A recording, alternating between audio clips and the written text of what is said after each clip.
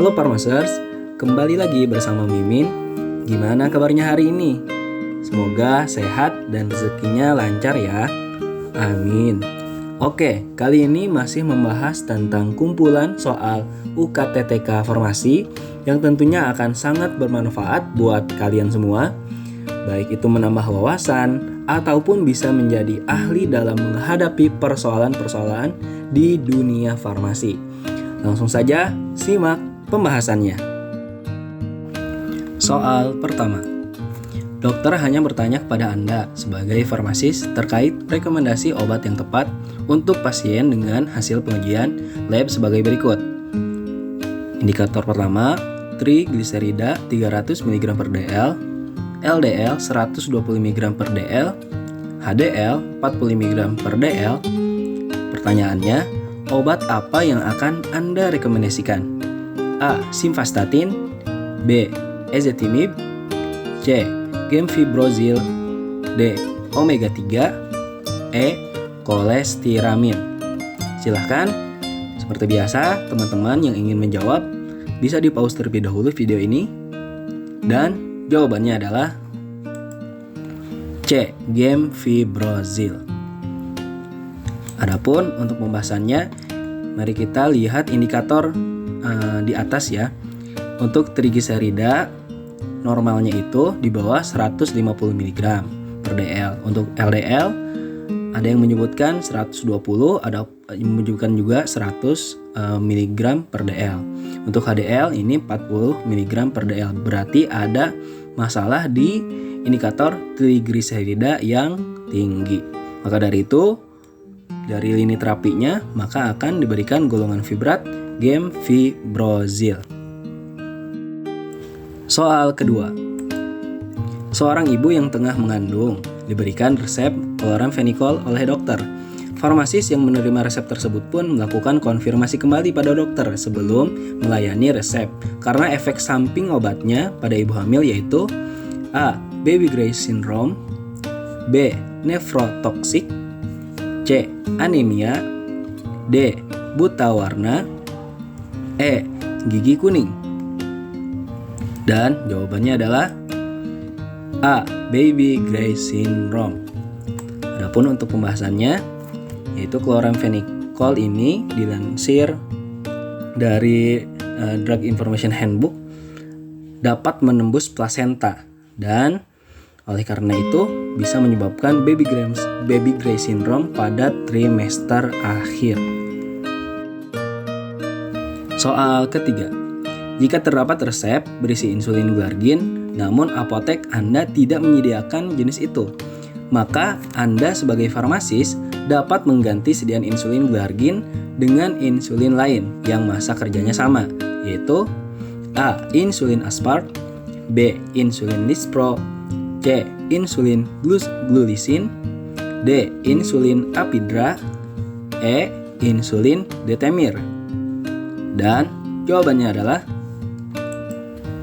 E. Insulin detemir. Adapun untuk pembahasannya bisa dilihat untuk rapid ini, insulin rapid ini dikelompokkan insulin aspart, glulisin, dan lispro. Adapun yang sama seperti glargin yaitu intermediate ya, itu termasuk NPH, long glargin, dan detemir. Jadi jawabannya itu insulin detemir.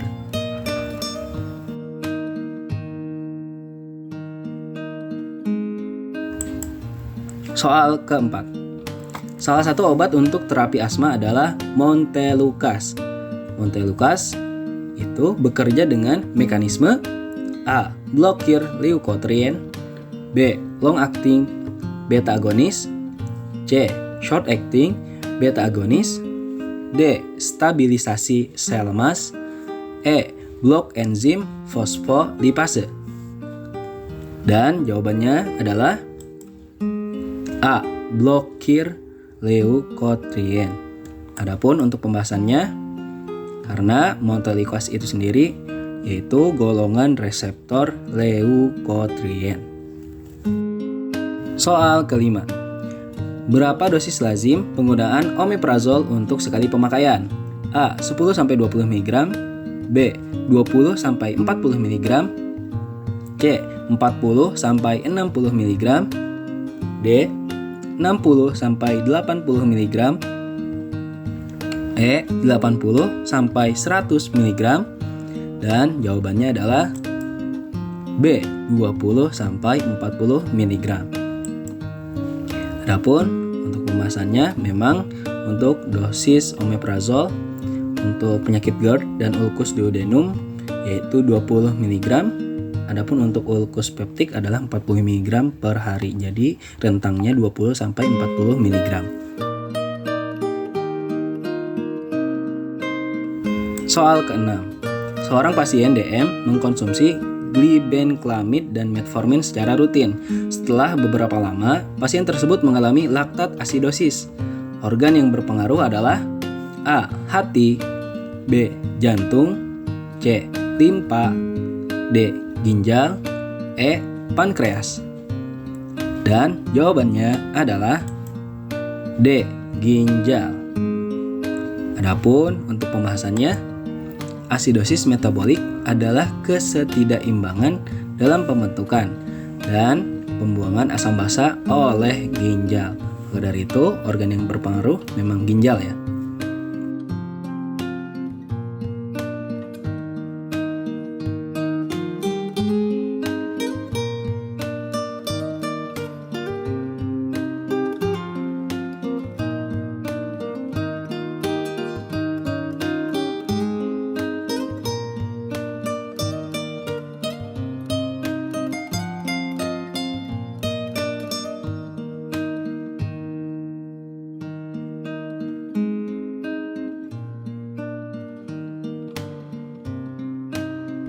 Soal ke-7. Seorang mahasiswa datang ke apotek mengalami demam dan pilek dan meminta antipiretik dan dekongestan. Obat apa yang diberikan farmasis? A. Gliseril, guaicolat, dan CTM, B. CTM dan paracetamol, C. Gliseril, guaicolat, dan pseudoephedrine, D. Pseudoephedrine dan fenilpropanolamin, E. Fenilpropanolamin dan paracetamol. Silahkan bisa di-pause dulu untuk memikirkan jawabannya. Dan jawabannya adalah E. Fenilpropanolamin dan paracetamol. Mari kita lihat untuk pembahasannya.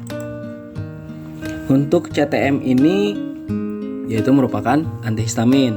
Sedangkan untuk guaicolat ini untuk ekspektoran. Nah, untuk pseudoephedrine dan fenilpropanolamin adalah dekongestan. Jadi jawaban yang paling betul adalah fenilpropanolamin sebagai dekongestan dan paracetamol sebagai antipiretiknya. Soal ke-8. Obat yang tepat untuk pasien yang akan menjalani terapi penurunan kadar asam urat tetapi memiliki riwayat tukak lambung adalah A. Piroxisam, B. Naproxen, C. Acetosal, D. Asam mefenamat, E. Natrium diklofenat. Dan jawabannya sudah ada ya. Oke, jawabannya adalah betul, diklofenat, natrium diklofenat. Untuk pembahasannya kita bisa lihat di tabel yang sudah ditampilkan sebelum soalnya ya. Jadi memang untuk diberikan kepada pasien yang memiliki riwayat tukak lambung lebih bagus diberi obat yang sedikit resikonya, yaitu bisa dilihat ibuprofen dan diklofenat.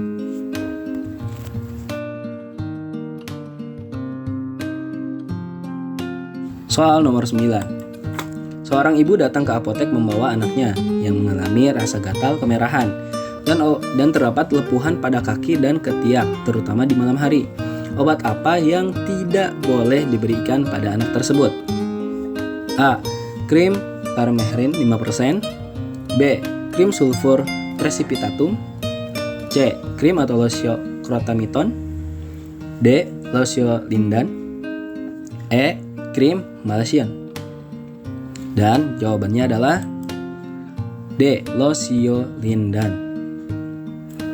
Adapun pembahasannya, mari kita praduga terlebih dahulu dari kasus pada soal. Dari kasus di atas ini diduga anak mengalami skabies yang disebabkan oleh serangga tungau, Croptes scabiei, yang menggali bawah kulit dan bertelur. Lepuh pada kulit anak tersebut merupakan tanda dari setiap telur dari skabies itu tersebut. Adapun untuk skabies bisa diobati dengan permethrin yang aman untuk dewasa, bumil, dan anak usia di atas 2 bulan. Lalu untuk sulfur precipitatum itu juga aman pada anak dan bayi di bawah usia 2 bulan. Untuk kromatiton bisa untuk anak dan penggunaan sekali sehari. Ini biasanya obat paten ya. Lalu ada lindan. Ini tidak aman untuk anak di bawah 10 tahun, bumil, dan busui. Dan untuk malation itu aman untuk anak. Jadi obat yang tidak boleh diberikan pada anak tersebut yaitu losiolindan. Soal 10. Seorang pasien laki-laki 25 tahun mengeluhkan iritasi mata yang dialaminya. Kondisi mata pasien merah dan bengkak serta berair. Pasien didiagnosis mengalami konjungtivitis. Pasien diberikan teter mata yang mengandung antibiotik dan pasien memiliki alergi penisilin. Obat yang tepat yang harus diberikan adalah A. Levofloxacin MD, B. Erythromycin, C. Liters, D. Ofloxacin, E. Tobramycin. Dan jawabannya adalah B. Erythromycin ED. Adapun untuk pembahasannya, karena konjungtivitis infeksi bisa disembuhkan dalam 2 pekan tanpa pengobatan antibiotik.